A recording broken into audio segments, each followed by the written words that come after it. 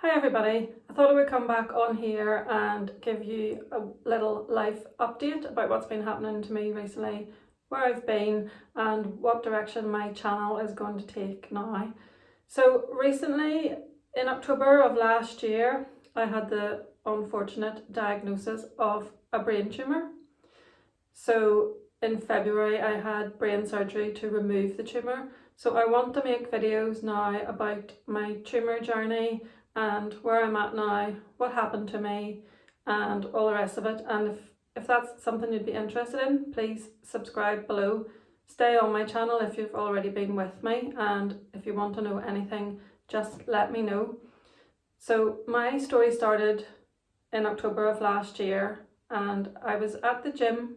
I had worked late the previous night. This was a Monday morning, and I came out of the gym, sat in my car to text somebody, and I was unable to text. My fingers just would not do what I wanted them to do. They felt like fat fingers that wouldn't work, and my hand felt crampy, my arm felt crampy. This was my right hand and arm, and it was very unusual. So I managed to type something with my left hand, and then I went round to the shopping centre to get some shopping. The gym is beside the shopping centre, so it was really close, and I went in there and I felt like my teeth, my top and bottom teeth, the gums, had been injected by the dentist. I felt like I couldn't smile properly, and I also felt like my speech was a bit funny, which it wasn't, because I bumped into two people and neither of them commented on my speech being funny. So I went round to Marks and Spencer's and looked at myself in the mirror, excuse me, and smiled at myself, sorry, and I looked fine. So I wasn't sure what was going on.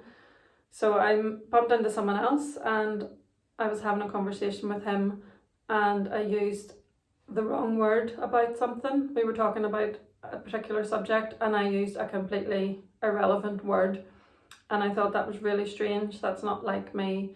And I thought at that point, I'm going to go to the hospital because something is not right. So I went home. I knew that ED would have long waits, so I went home, had some food, and then I got a taxi to the hospital. By the time I got to the hospital, or by the time I'd finished my lunch really, I had no symptoms. So I was completely symptom free when I arrived at the ED, the emergency department. And obviously, as I had no symptoms, I was not a priority. So I sat there for hours and hours waiting to see a doctor, which I was quite happy to do because I felt well again. I felt back to my normal self. Everything felt okay, and I was just thinking it was just a weird blip. So eventually I saw a doctor, and she examined me and she did all the tests, all the neurological tests, everything, and I passed everything. Everything was completely normal. My blood tests were normal, my ECG was normal, everything was 100% normal.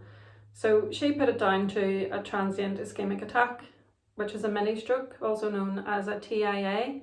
So she said she would refer me to the TIA clinic, and I was discharged from ED and I went home. So the next day, the doctor, the consultant from the TIA clinic, phoned me. This was the Tuesday, and he said, "This doesn't sound like a TIA. It sounds like possibly some dehydration from the gym, or like a migraine type thing, an aura type thing, but we'll send you for a CT scan anyway." So I was happy to hear that he thought it was nothing much, but I was glad I was going for a CT scan anyway. So later on that afternoon, someone phoned me from the CT department and said, "We can get you in for a CT on Thursday." And I'd already been told that there was long waits. So I was extremely grateful that this happened. Someone must have cancelled or something. I'm not too sure how I got in so quickly, but I got an appointment for the Thursday. And I went up to CT on the Thursday, and I fully expected to have a CT scan, be told it's normal, and just go home and come back if your symptoms return. So that was what I was expecting. So in the hospital I went to, my local hospital, I had the CT scan, and then I was taken down to minor injuries to wait for my results. They give you the results there and then on the same day. So a while later I heard the nurse call my name, and she said, "CT wants you to come back for another CT with contrast." And I said to her, "That can't be good news, can it?" And she said, "Well, possibly they just didn't get the image they wanted, a clear enough image." So I thought, I will just cling on to this little bit of hope for for as long as I can, but it's obviously not good. They don't do 2 CTs just for the sake of it.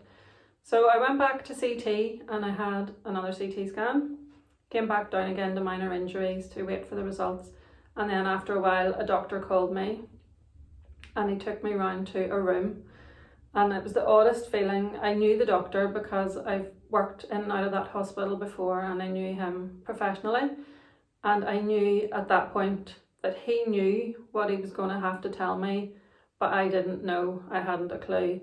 So when he was walking me down to that room, I just wanted that walk to just go on and on forever. I didn't want to hear what he had to say because I had the gut feeling that it wasn't going to be good news. So he took me into a room and he sat me down and he said something along the lines of, "You have a mass on your brain."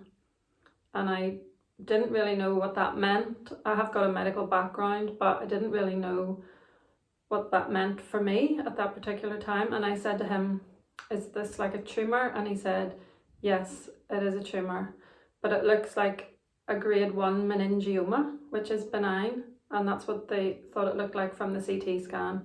It was calcified and it had been there for a long time. So this was at least some good news.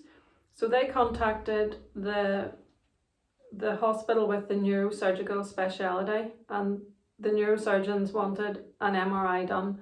So I got an MRI that afternoon in my local hospital, and it confirmed really what the CT had said. As far as I know, it confirmed that it was a benign grade 1 meningioma, and they were going to admit me to hospital. And I said to the doctor, "I can't come into hospital today." This was Thursday. I was going to Dublin on Friday for a concert. I said, "I can't come into hospital today. I'm going to Dublin tomorrow." And he said, "No, you're not going to Dublin tomorrow. You're coming into hospital." So I phoned my children, cried down the phone to them, and I phoned my sister and cried down the phone to her. I'd come to hospital with my 2 arms at one length. I was fully expecting to go home again and be fine. I was not expecting to be admitted. So my sister came up to the hospital later that evening with some things that I needed, like pyjamas, toothpaste, toothbrush, all that sort of stuff. And they kept me in overnight. And I felt like quite a fraud because I felt well. I didn't feel unwell at this point. But now I knew I had a mass growing in my brain, which shouldn't be there, obviously. There's no room for that and my brain inside my skull. So the pressure that it was putting on my brain was causing my symptoms. So I'm going to wrap it up here for that part of the story. They discharged me the next day, and I was told just to wait for the other hospital to contact me for a neurosurgical outpatient appointment. But I just want to let you know that I've had the surgery in February, and you can see my regrowth. This is like 6 months later. This is the regrowth of my hair. So my tumour was here really, and I was cut open from there to there. And I just want to let you know that I'm back to normal. I'm 99% my normal self. So it has a good outcome, and I just want to come on here, share my story, and hopefully raise awareness of meningiomas and benign brain tumours and brain tumours in general. And if you have any questions, just drop them in the comments below, and subscribe so you can be kept up to date with more updates from me. Thank you for watching, and I'll see you all again in the next video. Bye.